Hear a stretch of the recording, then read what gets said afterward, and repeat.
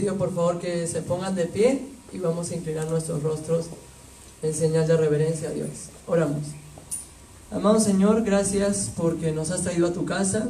Te pedimos que nos ayudes a entender más de tu palabra y ponerla en práctica, Señor. Úsame poderosamente, habla tú a través de mí y, Señor, abre nuestros corazones para que estemos atentos a tu voz. Te pido todo esto en el nombre santo de tu Hijo Jesús. Amén. ¿Qué tal? Bueno, hemos estado viendo con Anthony alternadamente, primero que nada, la doctrina de Dios. Hemos hablado ya de la doctrina de Dios.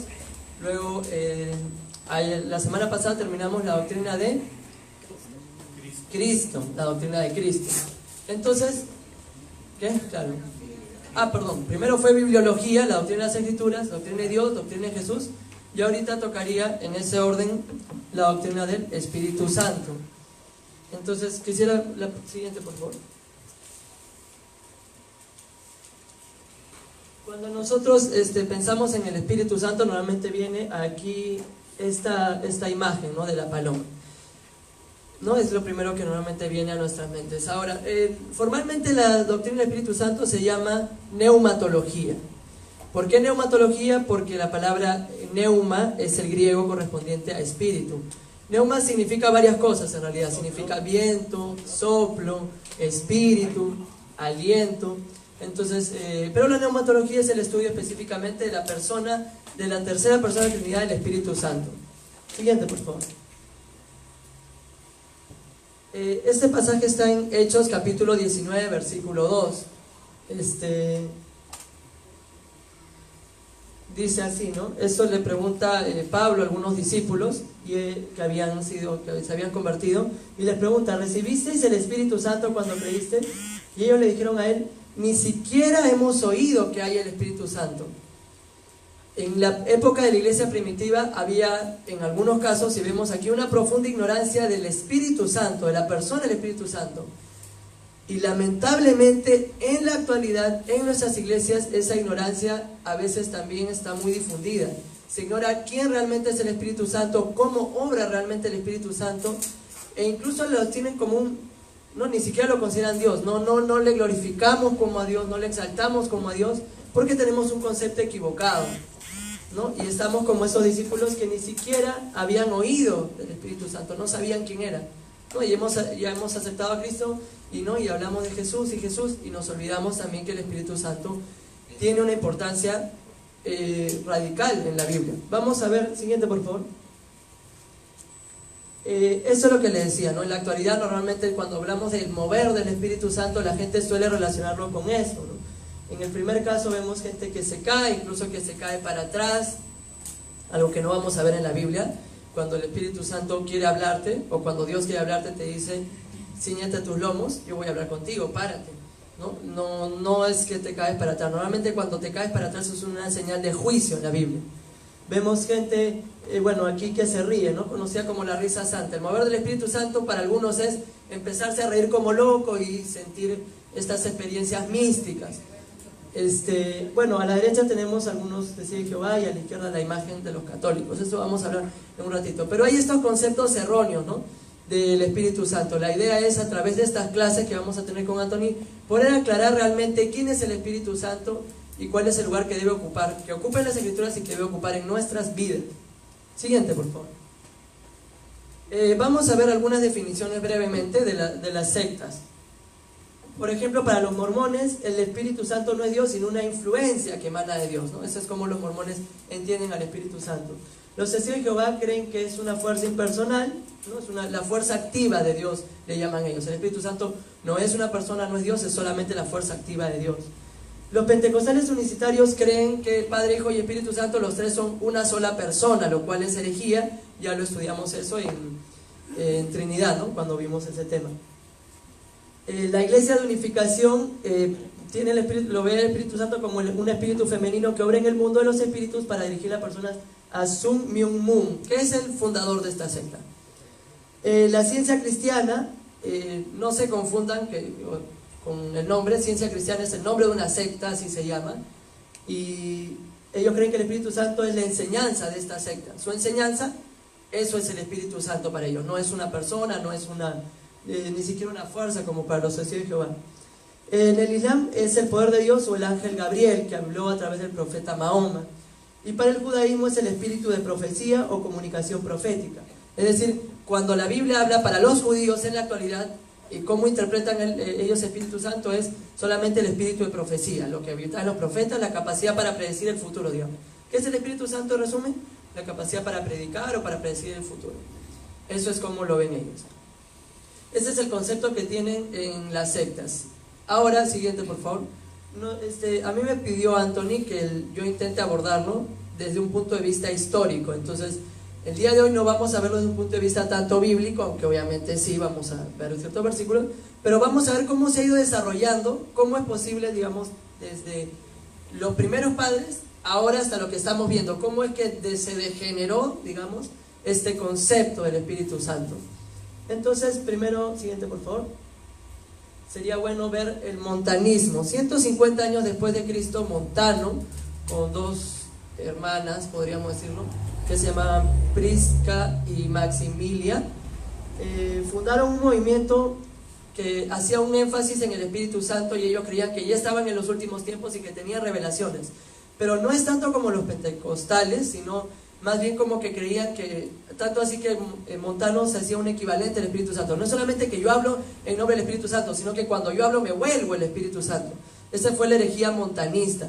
Ellos tenían un concepto de una moral muy alta, sus exigencias eran muy legalistas. Tanto así que Tertuliano, uno de los padres de la iglesia, el primero que acuñó el término Trinidad, en el final de sus días cayó en esta herejía, por decirlo así. Es debatible si es algo tan ortodoxo o no, si alguien puede ser cristiano y a la vez montanista, porque, bueno, no niegan doctrinas esenciales de la fe, pero sí tienen bastantes exageraciones. Eso surgió en el año 150 después de Cristo.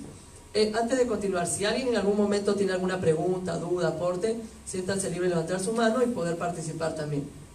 Siguiente. En el año...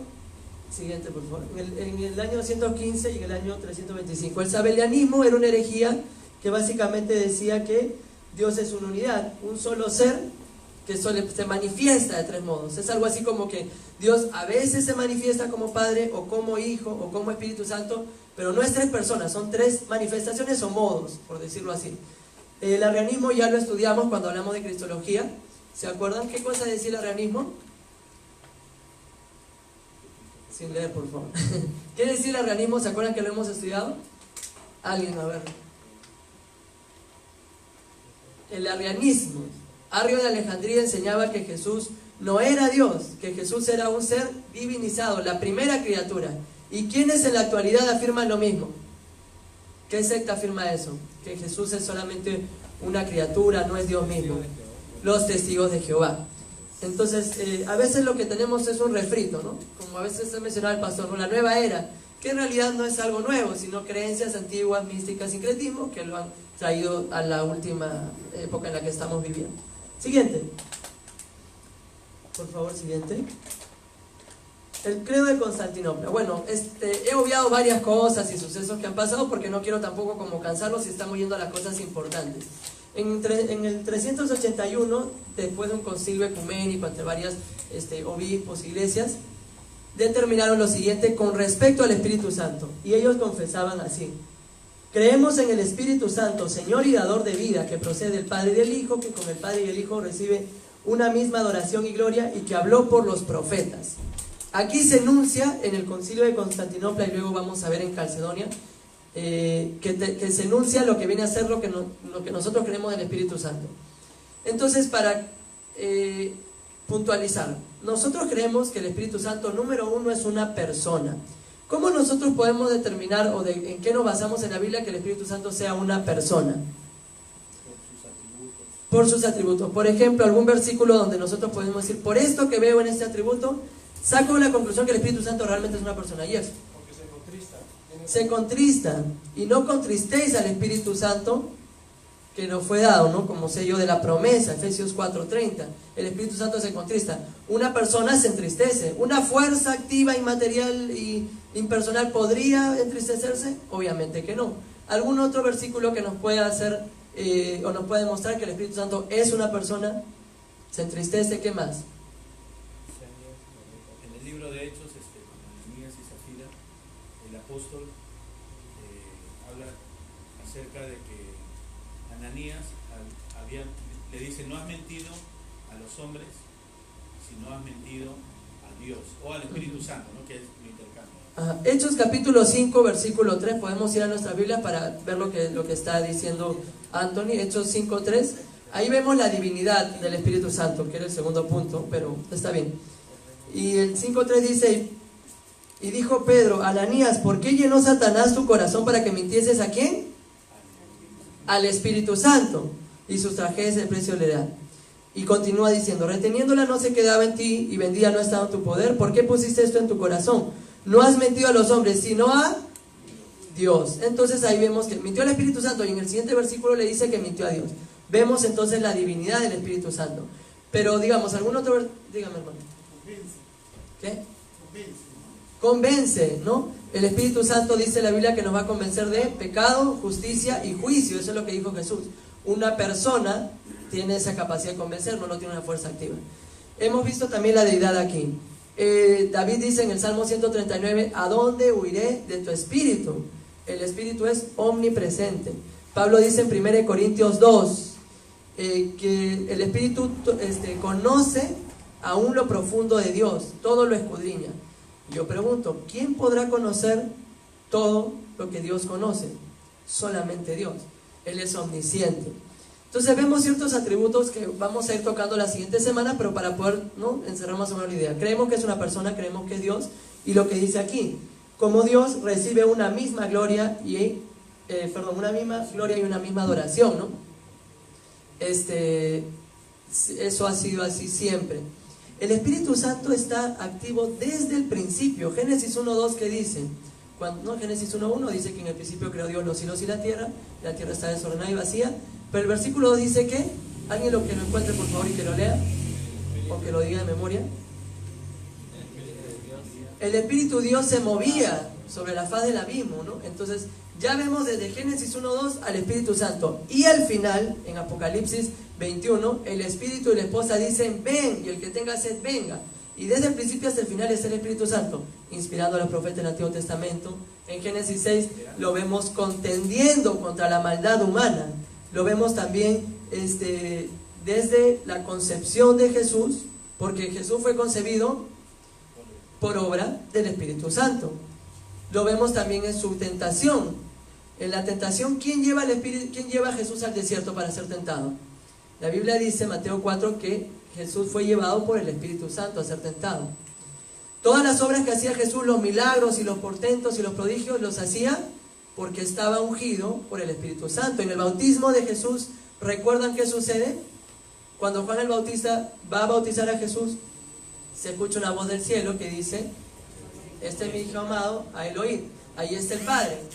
Jesús, el Hijo, está siendo bautizado, y el Espíritu Santo aparece con forma de paloma. Entonces vemos al Espíritu Santo en cada etapa. En Pentecostés, ¿qué sucedió? Los apóstoles estaban ahí orando, 120 personas en total, y el Espíritu Santo aparece como lenguas de fuego en Hechos. Y en todos los capítulos del libro de Hechos, excepto en uno, aparece el Espíritu Santo guiando a la iglesia.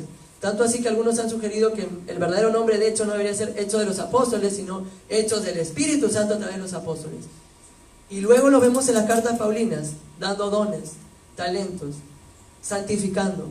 El Espíritu Santo está a lo largo de toda la Escritura y muchas veces lo ignoramos. Ya no, nos hemos quedado con la idea, somos templo del Espíritu Santo y nada más.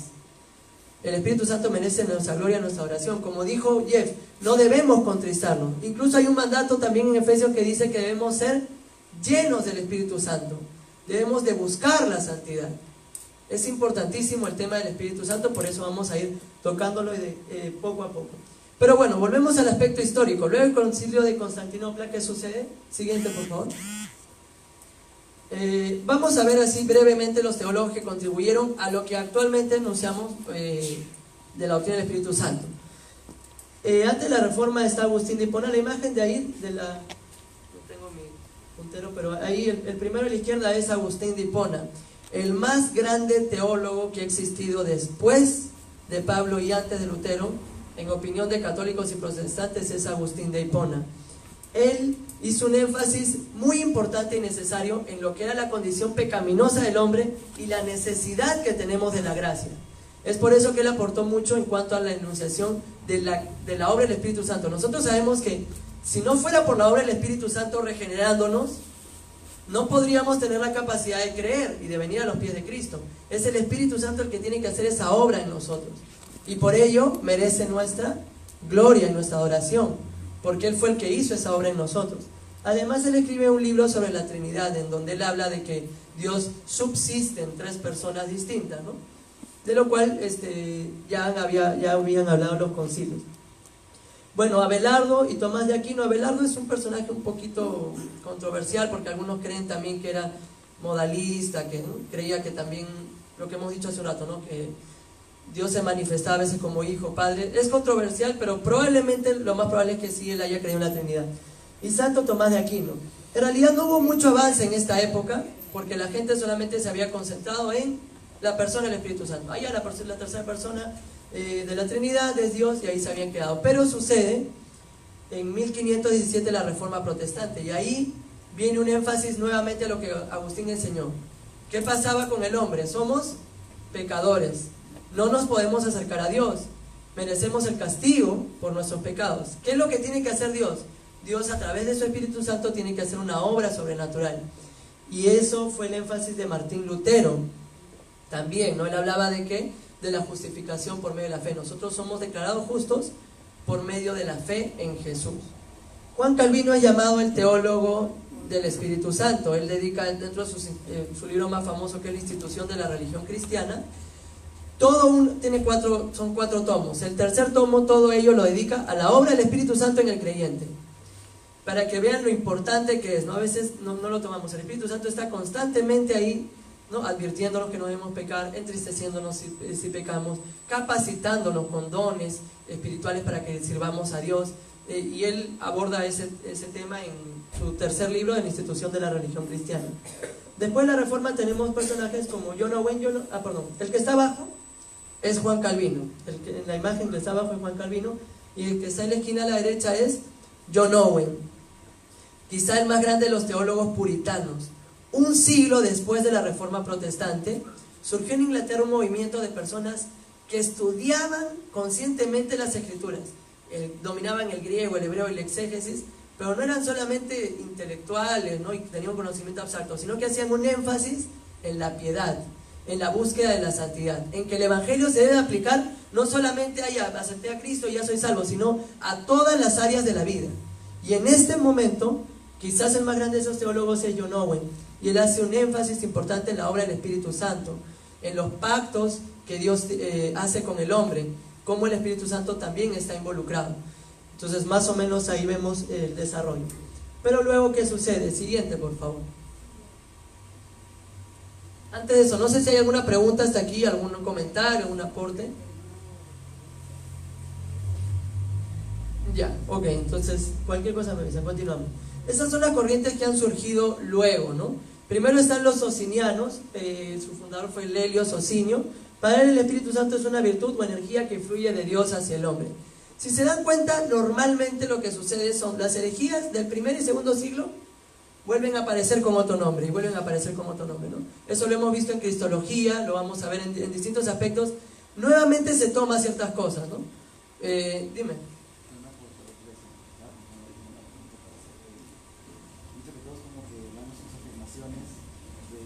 Voy a preguntar más alto para escuchar. Sí, a ver, un poquito más alto.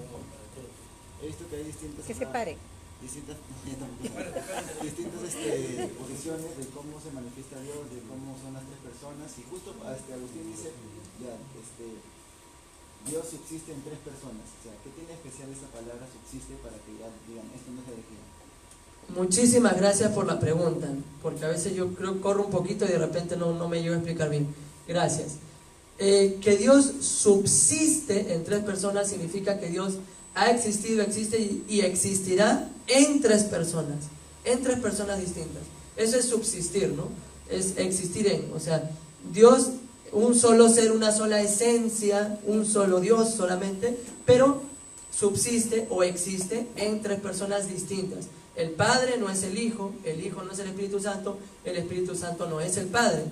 Ninguno es igual al otro, o sea, no es exactamente el otro, pero los tres son un solo Dios. En esencia. No sé si contesto acá, pero Tertuliano decía que el que quiera entender esa doctrina va a perder su cabeza, pero el que quiera negarla perdería su alma.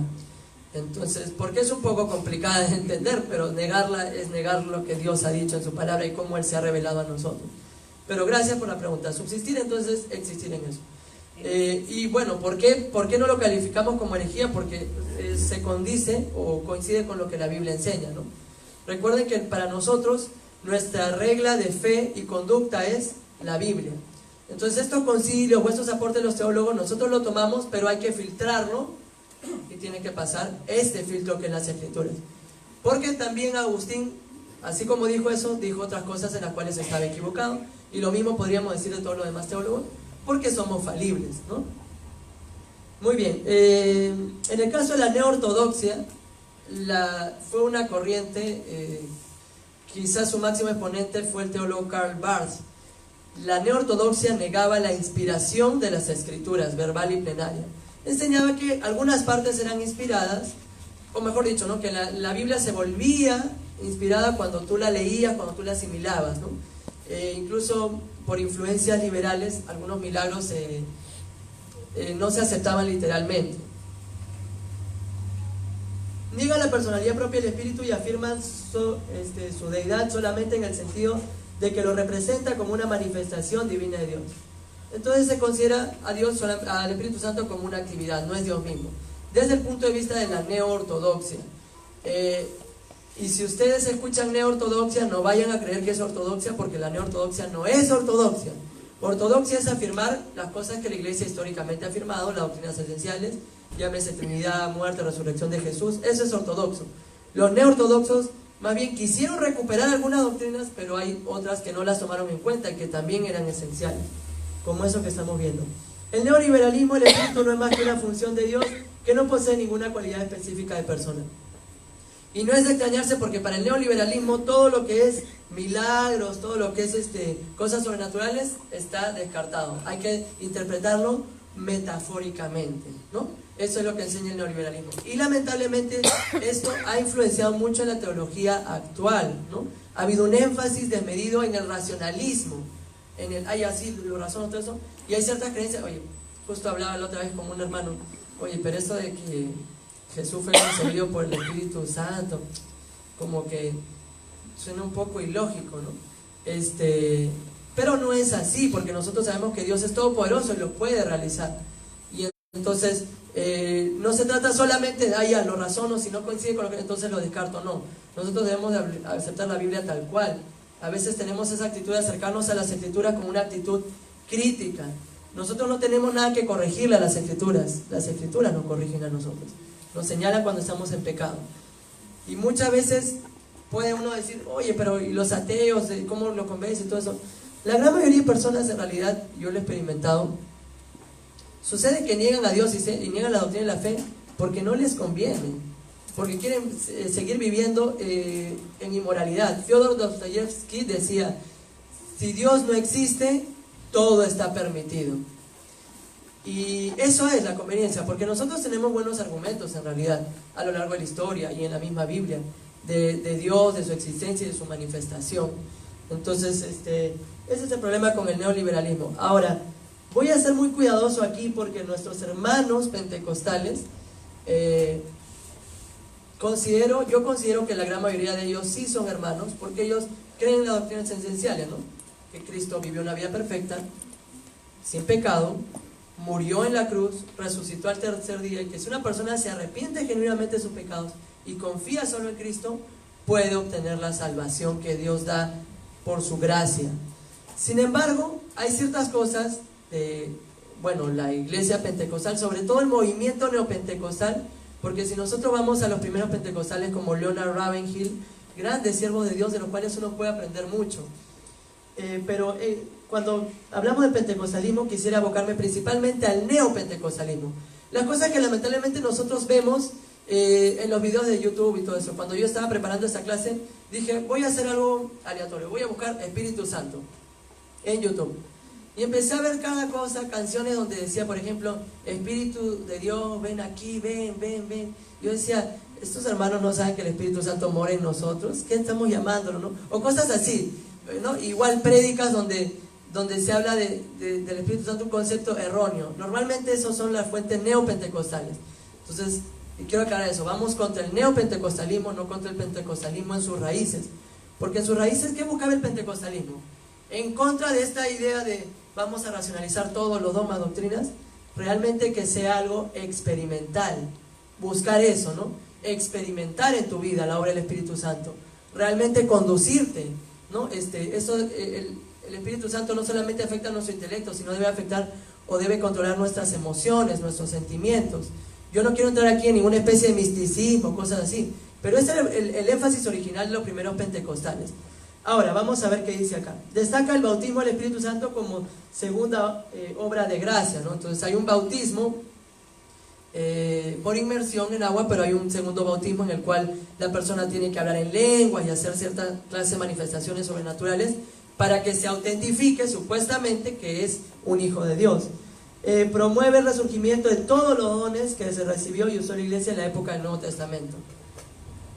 Yo sé que este es un tema debatible y hay mucha gente que cree, ¿no?, que los dones siguen plenamente vigentes, como el don de lenguas, el de profecía, revelación por sueños, pero la Biblia enseña que eran dones temporales, tuvieron un propósito específico. Creo que nosotros todos estamos de acuerdo en que Dios es todopoderoso, es omnipotente y Él puede hacer que una persona aquí de la nada hable en lenguas, por supuesto. Y en su soberanía nadie se lo prohíbe porque Dios puede hacer lo que Él decida. Entonces nadie niega eso. Pero a lo largo de la historia de la iglesia, Dios ha tenido un obrar ordinario, digamos, una forma en la cual Él ha actuado. Y recordemos que Dios es un Dios de orden, Él no es un Dios de confusión. Entonces, nosotros creemos que Dios puede hacerlo y tiene digamos, la soberanía como para realizarlo, pero no es la forma en la cual Él se manifiesta en la actualidad. Nosotros tenemos aquí la palabra profética más segura, dice 1 Pedro. Entonces, no es necesario nuevas revelaciones, ¿no? Aquí ya está la revelación completa.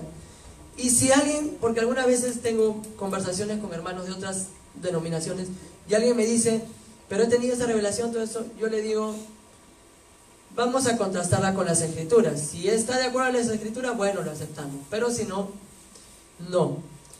Para no entrar en mucha discusión. ¿Ibas a comentar algo?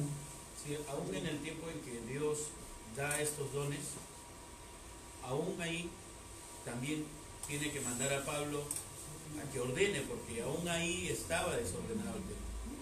Entonces, tiene que poner ciertas normas para que lo hagan de manera ordenada, justamente para no crear la confusión que se estaba creando en el tiempo en que se dieron estos dones. Justo él aborda ese tema en 1 Corintios 12 y 14, ¿no? El 13 es el que habla acerca del amor. Y él dice, ¿no? Si alguien va a hablar en lengua, que sean dos, bueno, más tres, que haya un intérprete para que pueda la iglesia ser edificada, y si no, que calle en la iglesia. Lamentablemente muchas iglesias tienen esta práctica de, no, yo soy controlado por el Espíritu Santo, no puedo callarme, pero Dios no jamás se va a contradecir. El Espíritu Santo que inspiró las Escrituras dice eso, y si es que Él está obrando, no puede contradecirse. Entonces, claro, como bien dice Anthony, hay un orden, ¿no?, que había que seguirse incluso en esa época.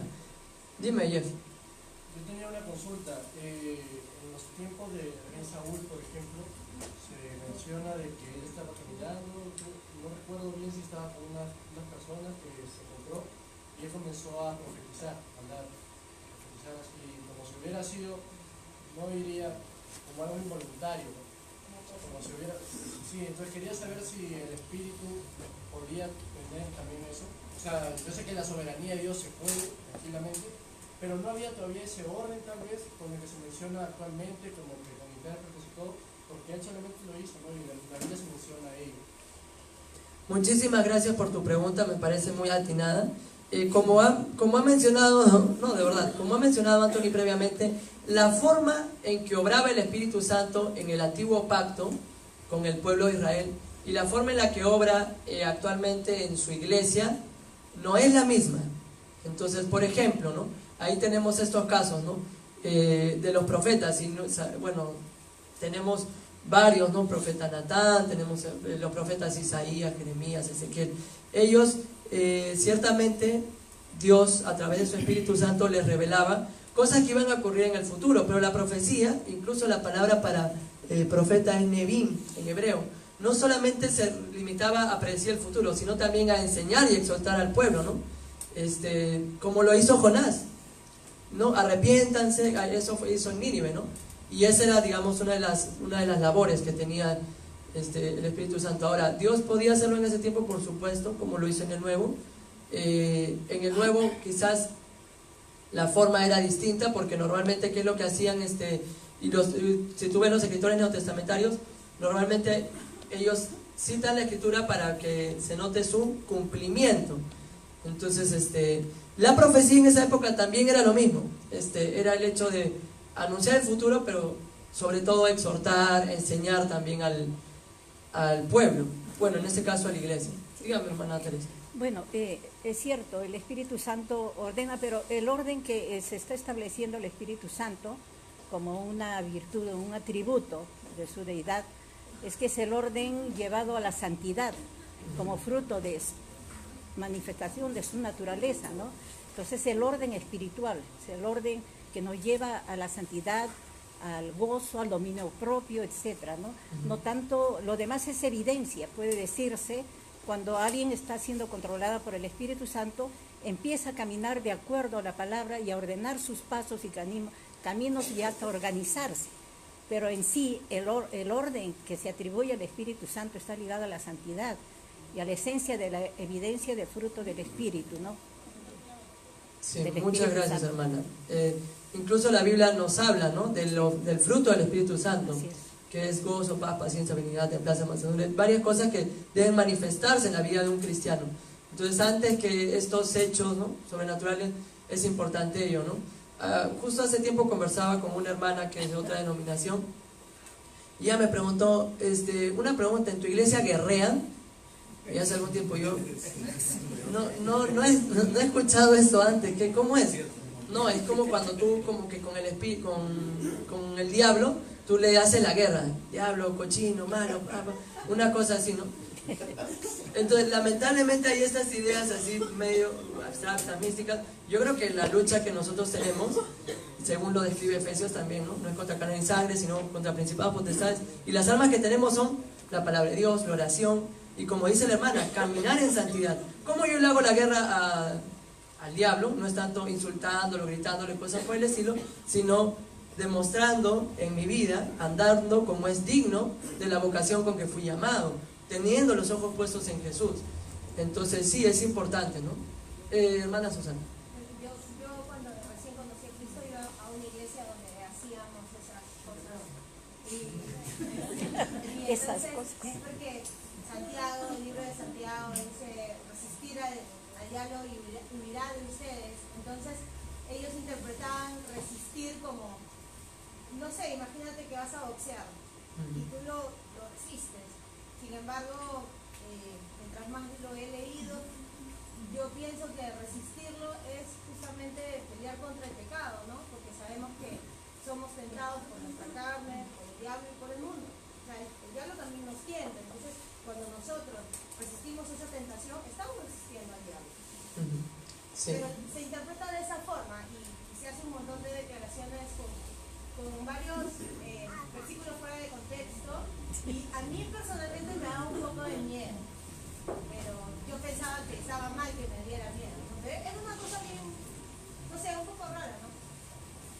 Muchas gracias, hermana, por contarnos su historia. Entonces, bueno, vemos eso. Vamos, para poder ir avanzando. Siguiente, por favor.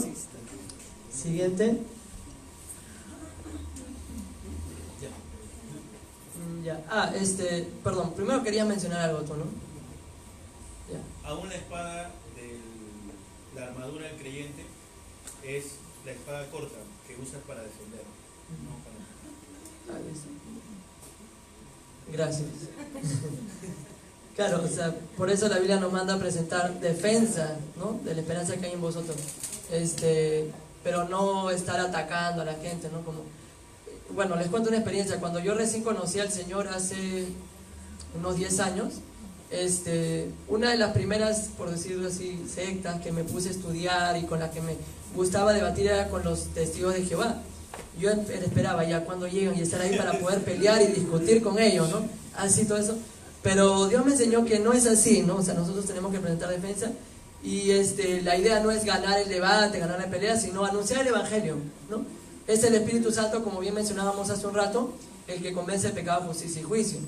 Y es Él el que tiene que hacer la obra, ¿no? Nosotros tenemos que presentar nuestra defensa, pero hacerlo, como dice 1 Pedro también, ¿no? Con humildad, con mansedumbre. A veces tenemos esa mala actitud. Bueno, entonces hemos hablado más o menos lo que nosotros creemos o entendemos acerca del Espíritu Santo. Hoy es un panorama, ya en las próximas clases va a ser más detallado.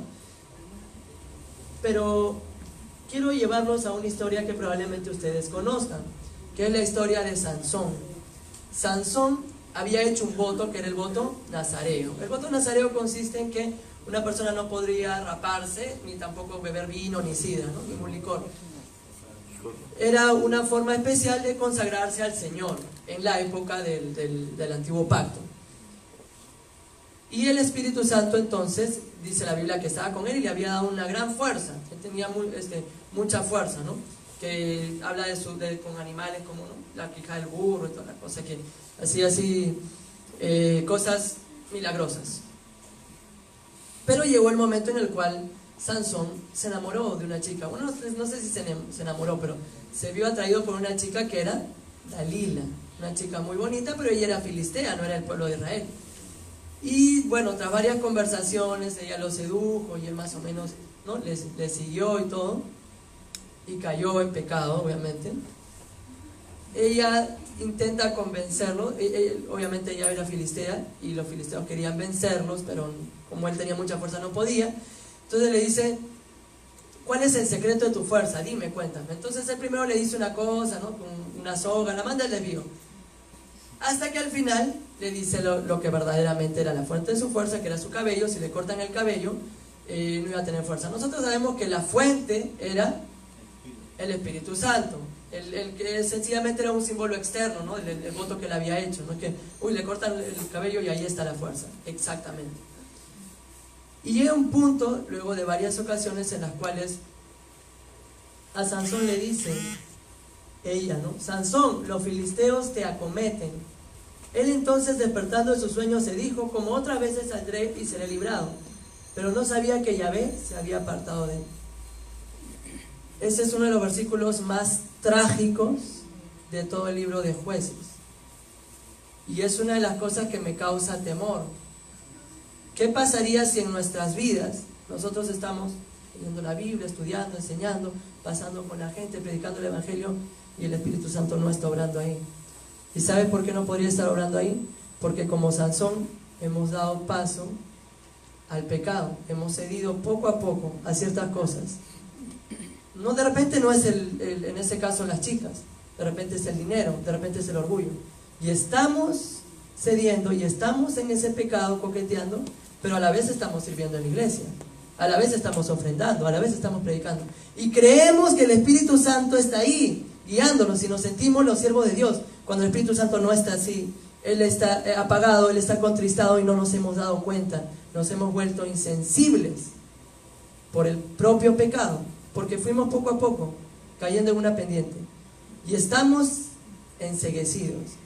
Una de las cosas que oraba al Señor esta semana y clamé y le pedí, por favor Señor, guíame que esto no suceda en mi caso, que yo no crea que te estoy sirviendo, que estoy bien contigo, cuando realmente tú estás como con el pueblo de Israel, hastiado de esos sacrificios porque te desagradan.